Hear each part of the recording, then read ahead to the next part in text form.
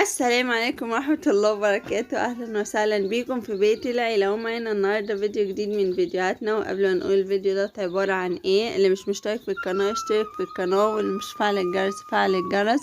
مش تنسوا تعملوا لي فولو على الانستجرام واد على الفيسبوك. والفيديو بقى بتاعنا الجميل ده عبارة عن ايه، عبارة عن ميني مولتو.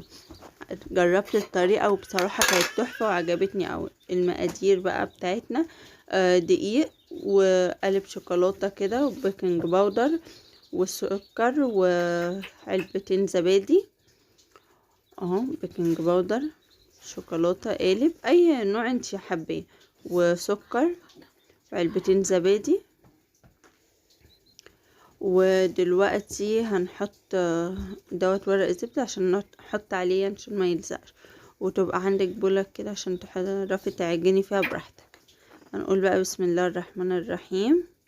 هنعمل ايه، نفتح الزبدية كده، اي زبادي عندك، زبادي بلدي، زبادي زي ده، زبادي انت عاملاه في البيت، اي زبادي تحطي واحدة زبادي.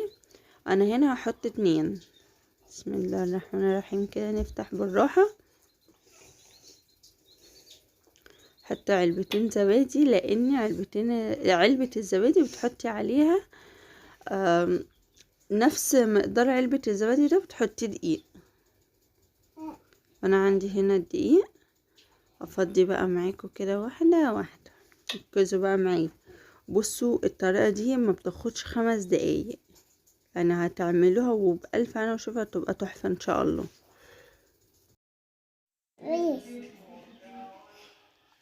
لا يا ماما رد عندها ماما لا يا انفع صح ماما انت ايه بيلعبي بدي ده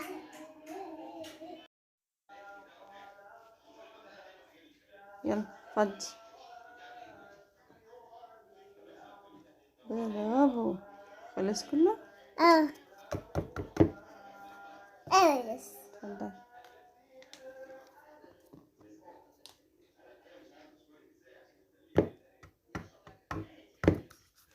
شطورة. لعبوا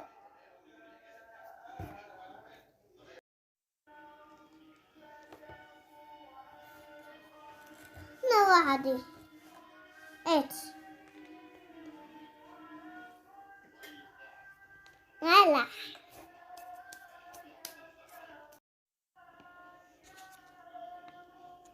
فضي.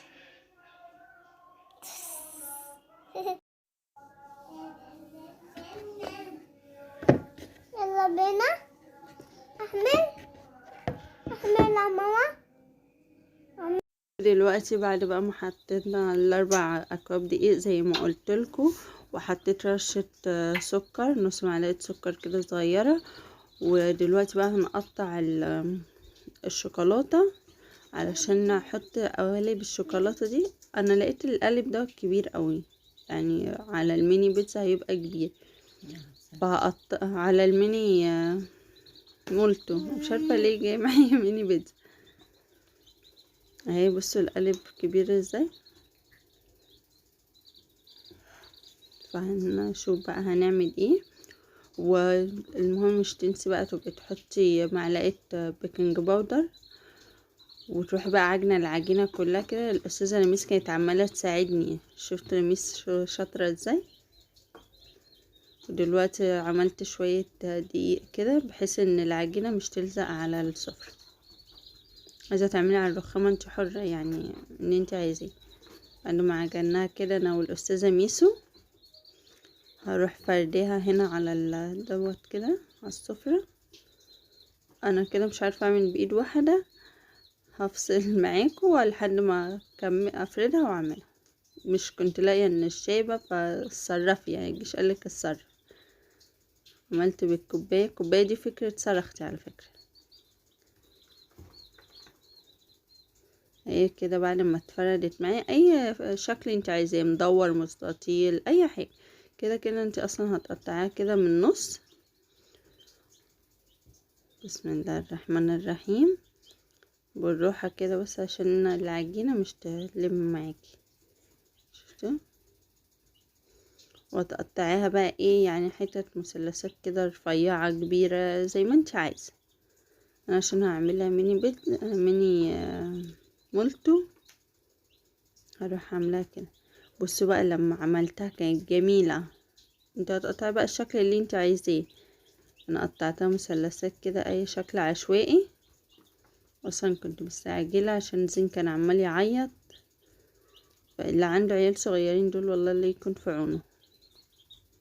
المفروض مش نبتكر اصلا بس هنعمل ايه بقى يعني. كل حاجة لازم نتعب فيها.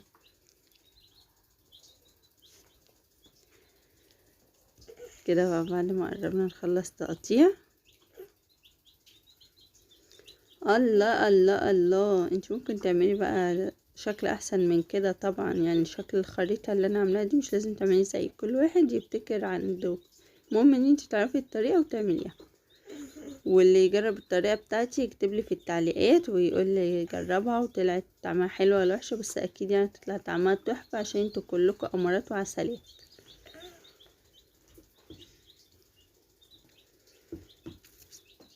الله الله الله.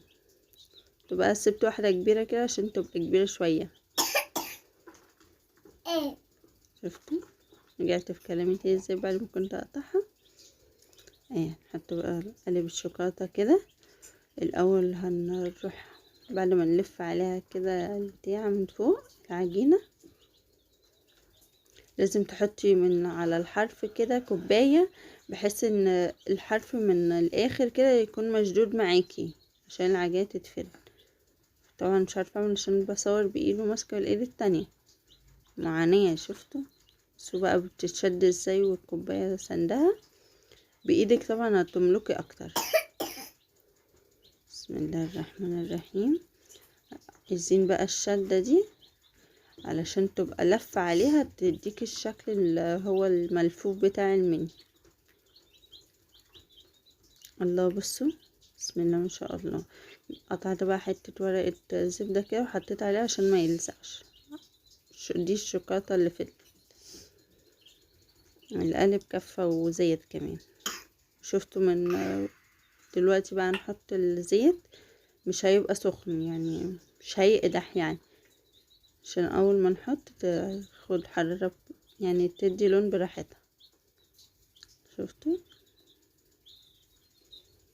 بسم الله الرحمن الرحيم. ايوه كده. الله الله الله. والله جميلة زي المولتو اللي احنا بنشتريه من بره. ولا الطعم بقى ما اقولكوش تحفة تحفة تحفة. مش عايزة تقلبي كل شوية يعني. اول ما تلاقيها ادت لون روحي قلبها عشان يبقى الاتنين نفس اللون كده. الله بصوا بقى اللون. والله يا بنتي يا سمورة انت فنينة. الله الله عليا.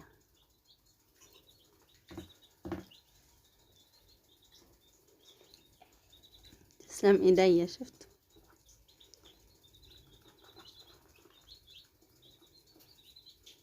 تحس ان انتوا بتحمروا البيض في السمنة البلدي.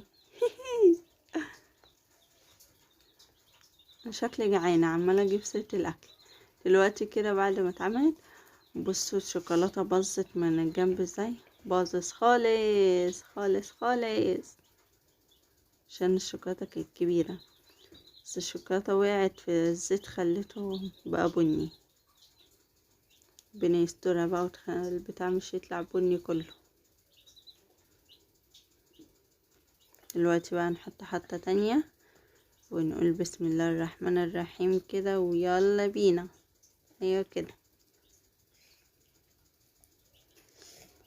الله الله الله. بصوا ديت بقى تحمر اسرع لان الزيت كان خلاص اتهمك.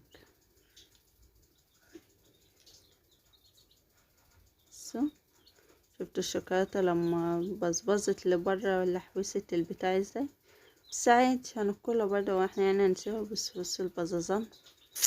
الله الله.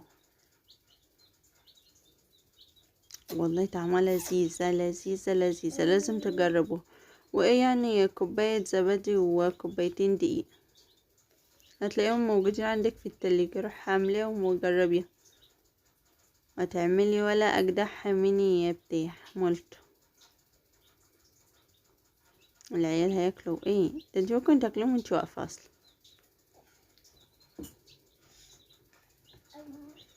شفتوا جميله ازاي؟